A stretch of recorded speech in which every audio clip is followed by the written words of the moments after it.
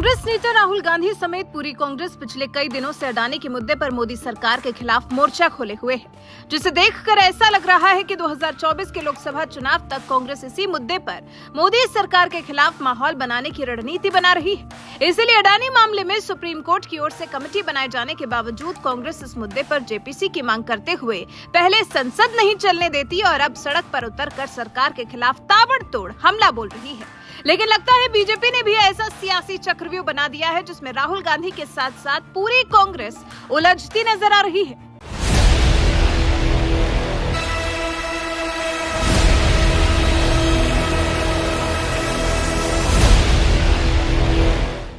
पिछले कई महीनों से अडानी मुद्दे को जोर शोर से उठा रही कांग्रेस को बीजेपी की ओर से भी मुंहतोड़ जवाब दिया जा रहा है।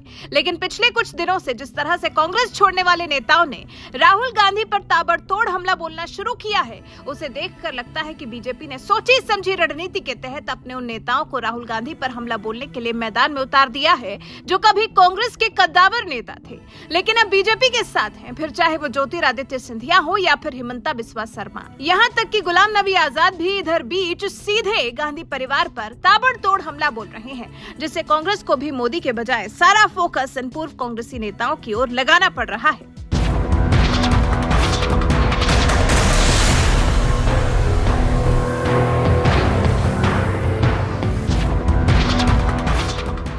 हिमंता बिस्वा शर्मा असम की मुख्यमंत्री और बीजेपी के फायर ब्रांड नेता हिमंता बिस्वा शर्मा कभी कांग्रेस के कद्दावर नेताओं में से एक थे। असम में कांग्रेस की सरकार रहते हुए उन्हें कैबिनेट मंत्री भी बनाया गया था, लेकिन साल 2015 में उन्होंने बीजेपी का दामन थाम लिया और आज बीजेपी शासित असम के मुख्यमंत्री हैं। पार्टी ने उन्हें भी राहुल गांधी के खिलाफ मोर्चा लेने के लिए मैदान में उतार दिया है। इसलिए 8 अप्रैल को कांग्रेस नेता राहुल गांधी ने जब एक ट्वीट के जरिए अडानी मामले में हिमंता बिस्वा शर्मा पर निशाना साधा तो भड़के हिमंता बिस्वा शर्मा ने भी जबरदस्त पलटवार करते हुए सीधे अदालत में मिलने की चुनौती दे डाली। Whatever Rahul Gandhi has tweeted, it is a defamatory tweet. So once Prime Minister goes back from Assam, we will respond that tweet, and definitely there will be a defamation case in Guwahati. Modi को चोर बोलने की वजह से पहले ही सांसदी गंवा चुके राहुल गांधी के खिलाफ अब सीएम हिमंता बिस्वा शर्मा ने भी मानहानि का मुकदमा करने की चेतावनी दे डाली है। इसी बात से आप समझ सकते हैं कि राहुल गांधी को मुंहतोड़ जवाब देने की पूरी तैयारी कर ली है। ज्योतिरादित्य सिंधिया कांग्रेस के दिग्गज नेता रहे माधवराव सिंधिया के बेटे ज्योतिरादित्य सिंधिया भी कभी कांग्रेस के बड़े नेताओं में शामिल थे। यहाँ तक कि मनमोहन सरकार में उन्हें केंद्रीय मंत्री भी बनाया गया था। यहाँ तक कि साल 2019 के मध्य प्रदेश विधानसभा चुनाव में कमलनाथ के साथ मिलकर सिंधिया ही कांग्रेस को सत्ता में भी लेकर आए, लेकिन मार्च 2020 में उन्होंने कांग्रेस छोड़ दी और कई विधायकों के साथ बीजेपी में शामिल हो गए, जिसकी वजह से मध्य प्रदेश में शिवराज सिंह चौहान सत्ता में लौटे और बीजेपी ने बदले में सिंधिया को राज्यसभा भेजकर मोदी सरकार में मंत्री भी बनवाया। लेकिन इसके बावजूद सिंधिया गांधी परिवार पर सीधा हमला बोलने से बचते थे। लेकिन इधर बीच जब से 2024 का लोकसभा चुनाव करीब आ रहा है, बीजेपी ने कभी कांग्रेसी रहे सिंधिया को ही मैदान में उतार दिया है, जो पिछले कई दिनों से राहुल गांधी पर ताबड़तोड़ हमला बोल रहे हैं। राहुल गांधी सोचता है मेरा नाम सावरकर नहीं है, मेरा नाम गांधी है। गांधी किसी से माफी नहीं मांगता। आश्चर्यजनक वाक्य रहा राहुल गांधी जी के द्वारा कि मैं गांधी हूं और गांधी कभी माफी नहीं मांगते। और इसी के साथ साथ जो कांग्रेस की विचारधारा और कांग्रेस की नीति सदैव रही है कि जहां पार्टी के वरिष्ठ नेता संसद के उपनेता ने संसद में कहा कि गांधी परिवार के लिए न्यायालय में अलग नियम होने चाहिए, ये इस बात का प्रमाण है कि कांग्रेस पार्टी के लिए कुछ लोग फर्स्ट क्लास सिटीजन्स हैं और आप और हम सारे के सारे 3rd क्लास सिटीजन्स हैं। राहुल गांधी के खिलाफ प्रेस कॉन्फ्रेंस करने वाले यही सिंधिया एक बार फिर राहुल पर बरस पड़े जब उन्होंने अडानी मुद्दे पर एक ट्वीट के जरिए हिमंता बिस्वा शर्मा के साथ ही उन पर भी निशाना साधने की कोशिश की। राहुल के अडानी वाले इसी ट्वीट पर सिंधिया ने भी 3 सवाल दागते हुए जोरदार पलटवार किया और कहा, स्पष्ट है कि अब आप एक ट्रोल तक सीमित हो चुके हैं। मुझ पर बेबुनियाद आरोप लगाने और मुख्य मुद्दों से लोगों का ध्यान भटकाने के बजाय इन 3 प्रश्नों का जवाब क्यों नहीं देते? पिछड़े वर्ग को लेकर अपने अपमानजनक बयान के लिए माफी क्यों नहीं मांगते? उल्टा कहते हैं कि आप सावरकर जी नहीं हैं, माफी नहीं मांगेंगे। देश सेवक का अपमान और इतना अहंकार।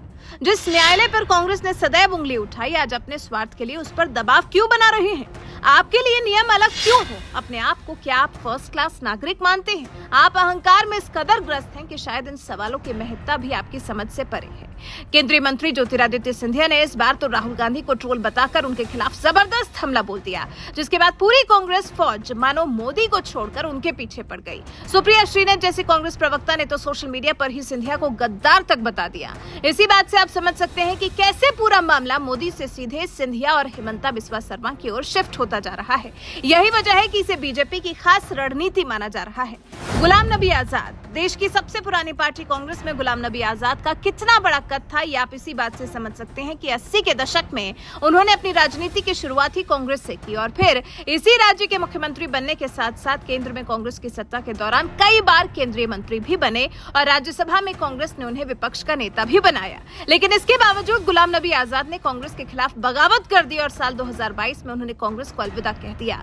कांग्रेस से अलग होकर उन्होंने डेमोक्रेटिक आजाद पार्टी बनाई है, जिसके वो चेयरमैन हैं। यानी बीजेपी से तो उनका कोई लेना देना नहीं है, लेकिन जिस तरह से पुराने कांग्रेसी रहे गुलाम नबी आजाद इन दिनों कांग्रेस के खिलाफ बयान दे रहे हैं, उससे बौखलाई कांग्रेस अब गुलाम नबी आजाद को बीजेपी की बी टीम बताने लगी है। यहाँ तक कि कांग्रेस नेता राहुल गांधी ने अपने अडानी वाले ट्वीट में सिंधिया, हिमंता के साथ साथ गुलाम नबी आजाद का भी नाम लिया और उन पर निशाना साधने की कोशिश की, क्योंकि कुछ ही दिनों पहले गुलाम नबी आजाद ने राहुल गांधी पर सनसनीखेज आरोप लगाते हुए कह दिया था कि मेरे मन में गांधी परिवार के लिए बहुत इज्जत है, इसलिए मैं उनके परिवार के खिलाफ कुछ नहीं बोलना चाहता, वरना मैं ऐसे उदाहरण दे सकता हूं जहां वो विदेश जाकर अवांछित उद्योगपतियों से मिलते हैं। गुलाम नबी आजाद के इस बयान के दम पर बीजेपी ने भी कांग्रेस को घेरना शुरू कर दिया और बीजेपी सांसद रविशंकर प्रसाद ने तो यहाँ तक कह दिया कि राहुल गांधी को बताना चाहिए कि वो विदेश में किस अवांछित बिजनेसमैन से मिलते। जम्मू कश्मीर के मुख्यमंत्री रहे, विपक्ष के नेता रहे, कांग्रेस के महामंत्री रहे और उन्होंने इंदिरा गांधी, राजीव गांधी जी, सोनिया गांधी जी सबों के साथ काम किया है। उन्होंने एक बहुत ही गंभीर आरोप लगाया है कि राहुल गांधी जब भी विदेश जाते हैं तो कई अनडिजायरेबल बिजनेसमैन से मिलते हैं। और गांधी परिवार के प्रति मेरा सम्मान है, लेकिन गांधी परिवार का कई व्यापारी घरानों से संबंध है। इससे एक बड़ा सवाल उठता है कि राहुल गांधी हर 4-5 महीने के बाद विदेश जाते हैं। किससे मिलते हैं राहुल गांधी जी? क्योंकि बाकी तो जाते हैं तो क्या क्या बोलते हैं कि भारत के लोकतंत्र पर ही सवाल करते हैं, वो चर्चा हम लोग कर चुके हैं। लेकिन राहुल गांधी किससे मिलते हैं? ये अनडिजायरेबल बिजनेसमैन कौन है? ये देश जरूर जानना चाहेगा और हम चाहेंगे कि ये बात सच्चाई देश के सामने आनी चाहिए कि राहुल गांधी जी जब भी विदेश जाते हैं तो किस तरह के अनडिजायरेबल एलिमेंट से, बिजनेसमैन से, अवांछनीय बिजनेसमैन से वो मिलते हैं।